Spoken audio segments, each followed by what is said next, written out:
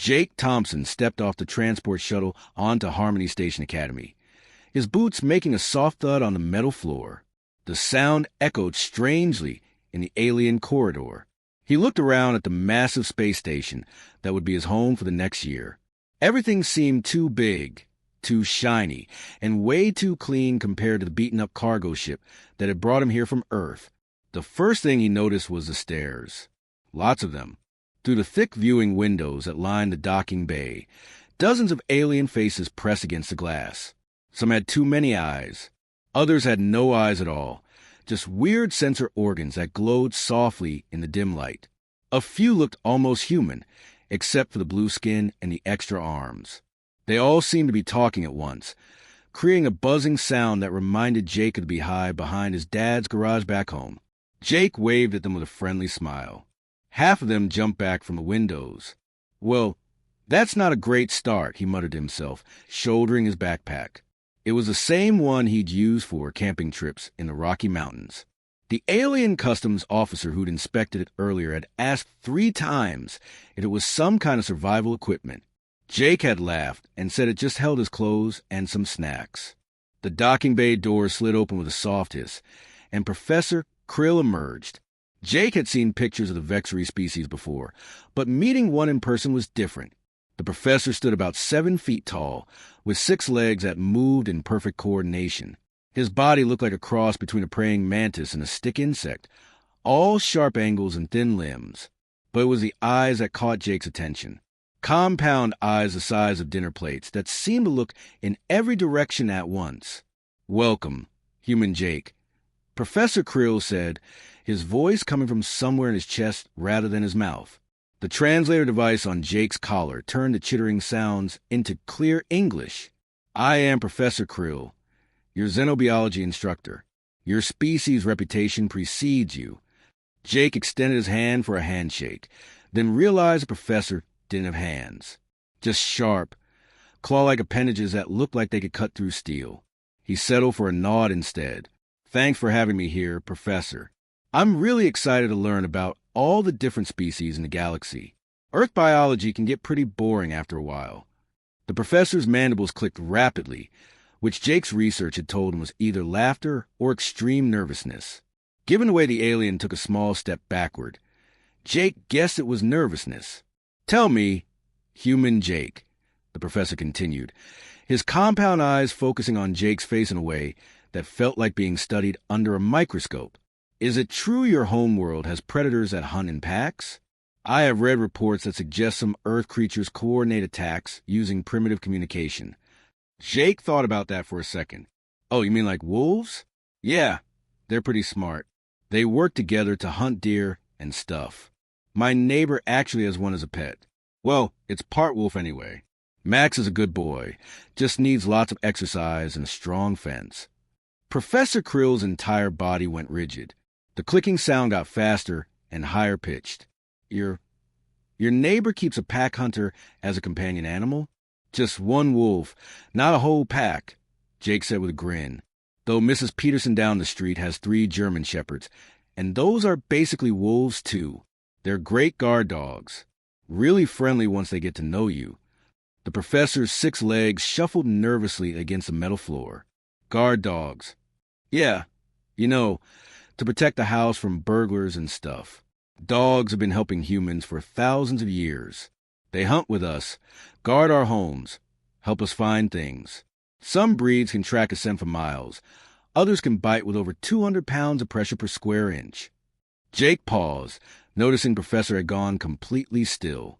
"Are you okay? You look a little pale." "Well, paler than usual." Around them, the other students pressed closer to the viewing windows. Jake could hear excited chittering, buzzing, and what sounded like whale songs coming from the corridor beyond. Word was spreading fast that the human had arrived. Professor Krill slowly turned one of his compound eyes toward the gathering crowd, then back to Jake. "Human Jake, I believe we need to have a longer conversation about your planet's ecosystem. For educational purposes, you understand." Jake nodded enthusiastically. "Sure thing. Earth's got some really cool animals. Wait until I tell you about sharks and grizzly bears."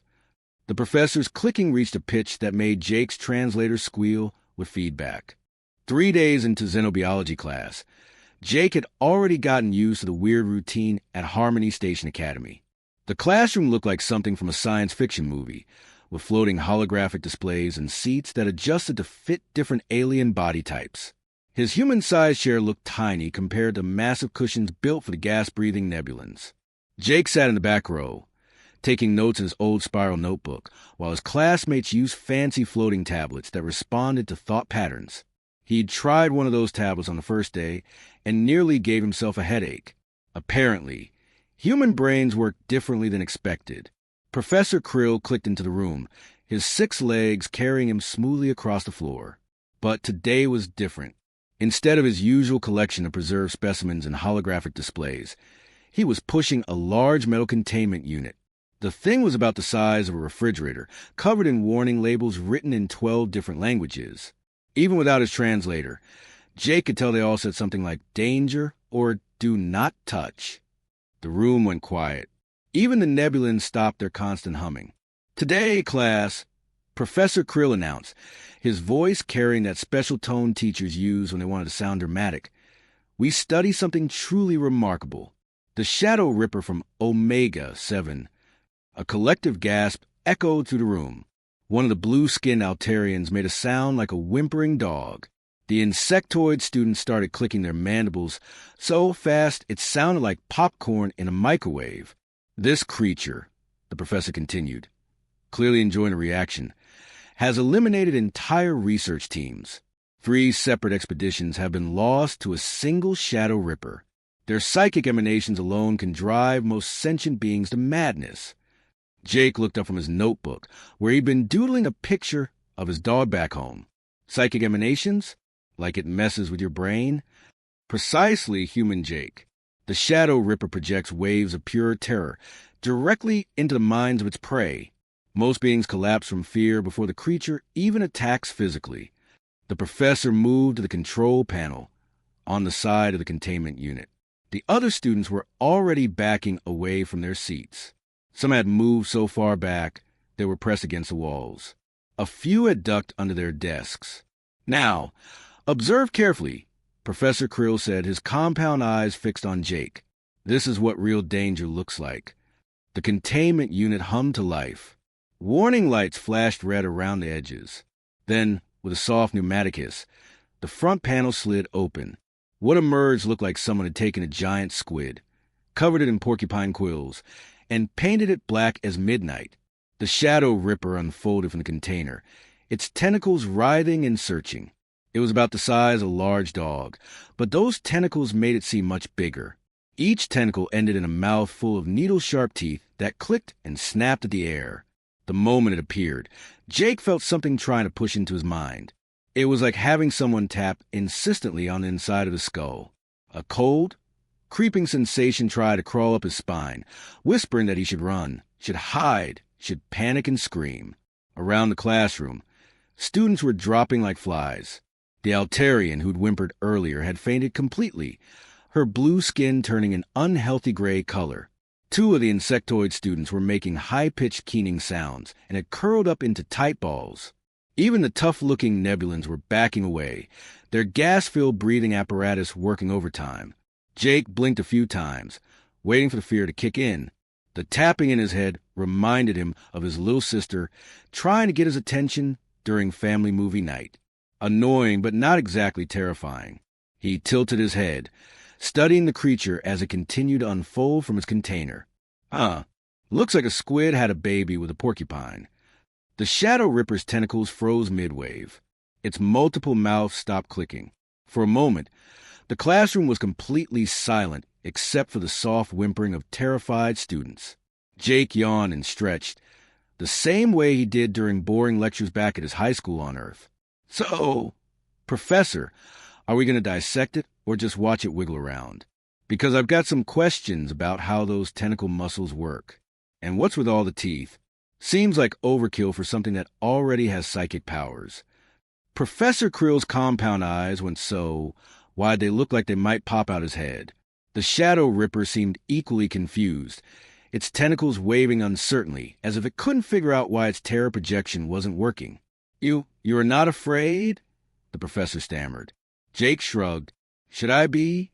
I mean, it's definitely weird looking, but so is my Uncle Bob after a few beers.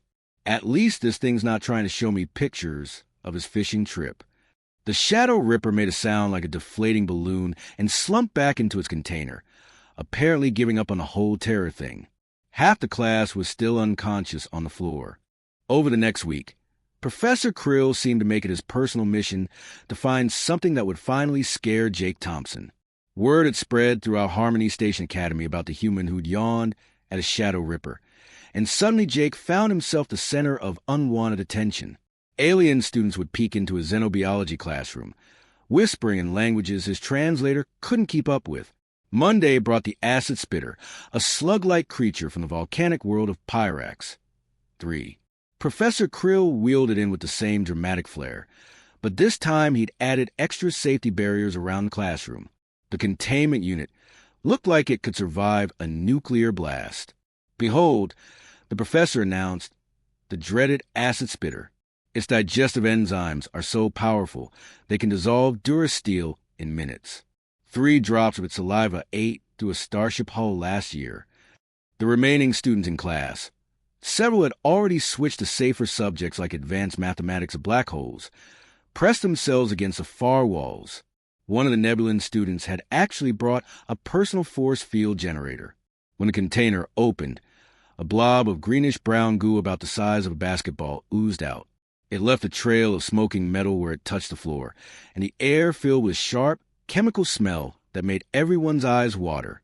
Jake leaned forward in his seat, genuinely interested. "Hey, that's pretty neat. It's like those slugs in my backyard, except bigger and more goopy." He paused, watching as the creature left another smoking trail. "My grandmother always said slugs were garden pests, but this guy could probably clear a whole field in an hour." The Acid Spitter seemed to sense his attention and turned what might have been its head toward Jake. It made a gurgling sound and spat a glob of acid in his direction. Jake leaned casually to the side. The acid hit the wall behind him and immediately started eating through the metal plating. "Wow, good aim. Do they spit like that in the wild, or is this just a defensive thing?" Professor Krill's clicking had reached a pitch that made the translator squeal. It nearly dissolved your head. "Nah, I saw it coming. My little cousin Tyler has better aim with a water gun." Jake pulled out his notebook and started sketching. Does it regenerate the acid internally, or does it need to eat specific minerals to make more? Wednesday brought the mind parasite, a writhing mass of thin, worm-like tendrils that supposedly drove its victims insane within hours.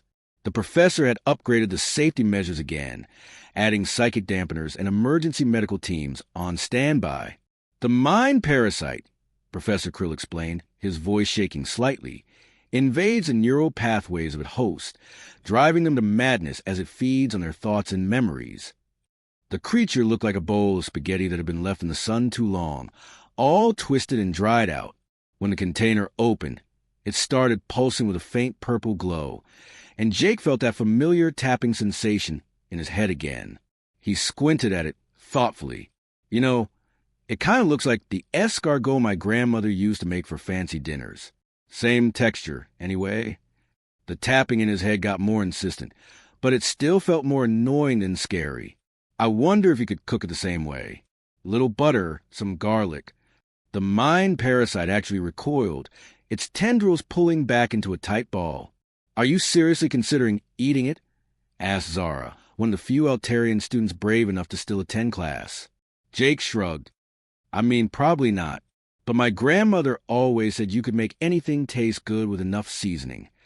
By Friday, Professor Krill looked like he hadn't slept in days. His compound eyes were bloodshot, and his clicking had developed a nervous stutter.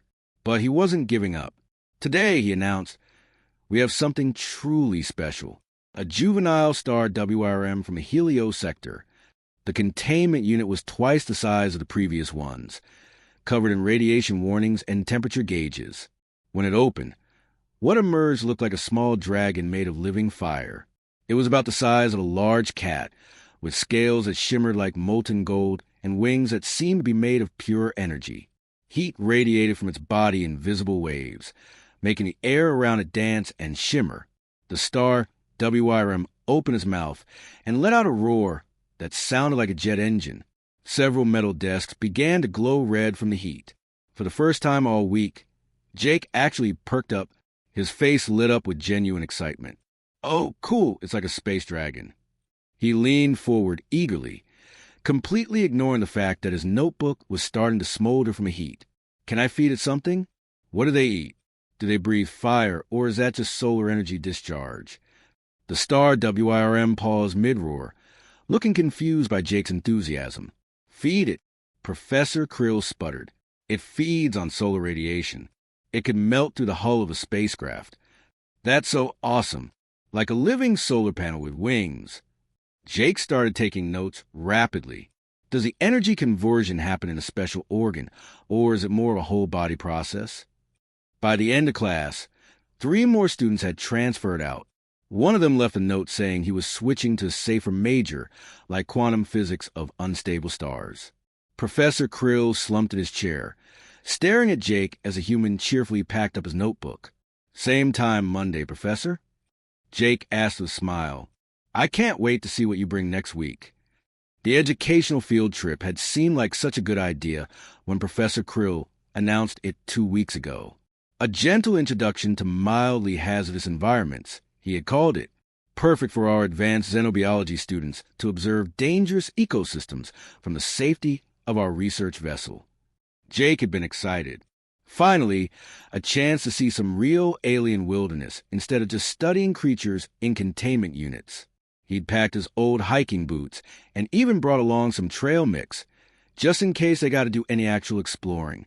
The trouble started about 3 hours into their approach to Quarantine World X-23.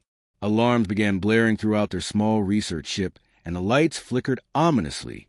Through the viewing windows, Jake could see the planet below them, a swirling mass of green and brown continents under thick white clouds. "Attention, passengers," came the captain's voice over the intercom, though it sounded strained and worried. "We're experiencing some technical difficulties with our navigation systems. Please remain seated and—" The ship lurched violently to the right, throwing everyone against the walls. Jake's Altarian classmate Beth let out a wail that sounded like a fire engine. Raven, one of the insectoid students, started clicking so fast it hurt Jake's ears. "This is not mild," shouted Tommy, a nebulan whose breathing apparatus was hissing in panic. "Professor Krill said this would be mild." The professor himself was strapped into a seat, all 6 legs braced against the floor, looking greener than usual. "There seems to have been a miscalculation in our approach vector," he managed to say between the ship's violent shaking. Jake gripped his seat as the ship spun wildly. Through the windows, he could see they were falling toward the planet's surface way too fast. The engines were making a grinding sound that definitely wasn't normal, and smoke was starting to fill the cabin. The crash happened faster than anyone expected. One moment, they were spinning through the atmosphere, and the next they were skidding across what looked like a grassy plain, metal screaming against rock and dirt. The ship bounced twice, clipped a small hill, and finally came to rest in a grove of tall, purple trees. For a few seconds, everything was quiet except for the hiss of escaping air and the crackle of small electrical fires. "Is everyone alive?" Jake called out, unbuckling his safety harness. Around him, his alien classmates were slowly picking themselves up off the floor, checking for injuries. Professor Krill was frantically working at a control panel that was sparking and smoking. "The emergency beacon is damaged," he announced, his voice tight with panic. "And our environment suits." He gestured helplessly at a pile of twisted metal and torn fabric that used to be their protective gear. Beth started making that fire engine sound again, but louder. "We're doomed," she wailed, her blue skin turning pale gray with fear. "Look at the readings. The gravity here is 0.9 G. The atmosphere is 21% poison gas." Raven's clicking reached a frantic pitch. "Poison gas. We cannot survive in poison gas." Tommy's breathing apparatus was working overtime, making panic-beeping sounds. "The atmospheric composition is lethal to most known species. Jake looked around at his panicking classmates, then at the cracked viewing window. Outside, the purple trees swayed gently in what looked like a pleasant breeze. The grass was a weird shade of blue-green, but it looked soft and healthy. In the distance, he could see what might have been a stream winding through some hills. "Guys," he said, standing up and brushing dust off his jeans. "Relax. This place looks pretty nice, actually." Before anyone could stop him, Jake walked over to the emergency airlock, popped the manual release, and stepped outside. Then, to the absolute horror of his classmates, he reached up and pulled off his emergency helmet. He took a deep breath of the alien air and grinned. "Oh, wow, this is great. Smells like pine trees and fresh rain." He looked back at the ship where his classmates were staring at him through the windows like he'd just jumped into a volcano. "Jake!" Professor Krill's voice came through the external speakers. "Get back inside immediately. The atmosphere will kill you." Jake laughed and took another deep breath. "Professor, this is basically like camping back home. The gravity is actually a little lighter than Earth, which is nice. And that poison gas you're worried about, that's just oxygen. We breathe that stuff." He looked around a crash site, his practical mind already working on their problems. "Tommy, see if you can find some of that fallen wood over there. We're going to need to build a fire before it gets dark. Beth, help me figure out where that stream is. We'll need fresh water." His classmates continued to stare through the windows as Jake casually started gathering supplies from the wreckage, whistling an old camping song his father had taught him. To them, he was somehow surviving in what their sensors told him was a death world. To Jake, it was just another weekend in the wilderness, except with cooler scenery and more interesting company. "This is impossible," whispered Raven, watching Jake test the wind direction with a wet finger. "No," said Professor Krill quietly, his compound eyes reflecting a new understanding. "This is what a Deathworlder looks like." 2 days after the crash, Jake had turned their disaster into what felt like the best camping trip of his life. He'd built a proper shelter using fallen branches and some torn fabric from the ship, started a fire using the old bow drill method his grandfather had taught him, and even figured out which of the local berries were safe to eat by watching what the native animals munched on. His alien classmates had slowly warmed up to the idea that maybe, just maybe, they weren't all going to die horribly on this death world. It helped that Jake had spent most of the first day explaining everything he was doing, like he was running his own nature show. "See, the trick with finding clean water," he'd told them while kneeling by the stream, "is to look upstream for any dead animals or weird colors. This looks good, but I'll still boil it just to be safe. My dad always said it's better to have hot, clean water than cold, sick water." Beth had watched in amazement as Jake casually drank the boiled stream water. "On my world, we purify water through 17 different filtration processes," she'd whispered. By the second day, Jake had gotten creative with their food situation. He'd caught some fish using a makeshift spear, found edible roots that tasted surprisingly like potatoes, and even convinced his classmates to try some of the native fruits. Tommy had been shocked to discover that the purple berries were actually pretty sweet. "It's like natural candy," the Nebulin had said, his breathing apparatus barely keeping up with his excitement. That's when Jake had remembered the bag of marshmallows he'd packed in his emergency kit. "Who wants to learn about one of humanity's greatest inventions?" he'd asked with a grin. The rescue ship's arrival was announced by a thunderous roar of engines overhead. Jake looked up from where he was demonstrating the proper marshmallow roasting technique to see a massive galactic emergency response vessel descending through the clouds. Finally, Beth exclaimed, jumping to her feet, "We're saved." But as the rescue team prepared to land, something interesting happened.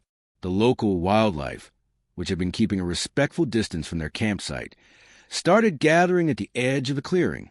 Jake had noticed them over the past 2 days. Creatures that his classmate scanners identified as apex predators, pack hunters, and other various extremely dangerous life forms. To Jake, they looked like a mix between wolves, bears, and really big house cats. Curious but cautious, like wild animals should be. Why aren't they attacking? Raven asked, clicking nervously as she watched a creature the size of a small horse sniff the air in their direction. Jake shrugged, turning his marshmallow over fire. Same reason coyotes back home don't mess with our family barbecues. They can smell that we're not prey. The rescue team landed in full hazmat gear, looking like they expected to find corpses or survivors driven mad by the hostile environment. Instead, they found Jake teaching his alien classmates to make esmores while local predators sat in the grass like an audience watching a cooking show. The rescue team leader, a Vexery like Professor Krill, approached cautiously. "Are you all unharmed?" "Best field trip ever," Jake called out, holding up a perfectly golden marshmallow. "Want one?" "I've got plenty." As they packed up to leave, Professor Krill pulled Jake aside. The past 2 days had changed something in the way the old teacher looked at him. The nervousness was still there, but now it was mixed with something that looked like respect and maybe a little bit of fear. "Human Jake," the professor said quietly, "I must ask you something that has been troubling me. What exactly is your homeworld like?" Jake smiled and scratched behind the ears of what his classmates had been calling a nightmare beast for the past 2 days. To Jake, it looked exactly like Mrs. Johnson's golden retriever from down the street, just with longer legs and sharper teeth. The creature leaned into his touch and made a sound almost like purring. "Oh, Earth's pretty normal," Jake said casually. "We got some nasty stuff. Sure. Hurricanes that can level entire cities. Tornadoes that pick up trucks and throw them around like toys. Earthquakes that crack the ground open. Most of our plants and animals are poisonous or venomous in some way. Bears that can run faster than cars. Cats that hunt in packs. Sharks with more teeth than I can count." He paused, thinking about home. "Oh! And the weather tries to kill you pretty regularly. We get ice storms, heat waves, floods, droughts, lightning strikes. Sometimes all in the same week, depending on where you live." Professor Krill's compound eyes had gotten wider with each word. He pulled out his datapad with trembling claws and started making notes. "But hey," Jake continued, giving the alien creature one final pat before standing up, "that's just Earth. Makes you tough, My little sister could probably handle most of this stuff, and she's only 12. As they boarded the rescue ship, Jake waved goodbye to their temporary campsite. Behind him, Professor Krill was still frantically typing on his datapad. The last line Jake saw before Professor closed the device read, "Request immediate cultural exchange to study human homeworld. Bring military escort. Recommend full hazmat team and emergency medical staff on standby." Jake grinned and settled into his seat for the ride home. He couldn't wait to tell his family about his first week of space school.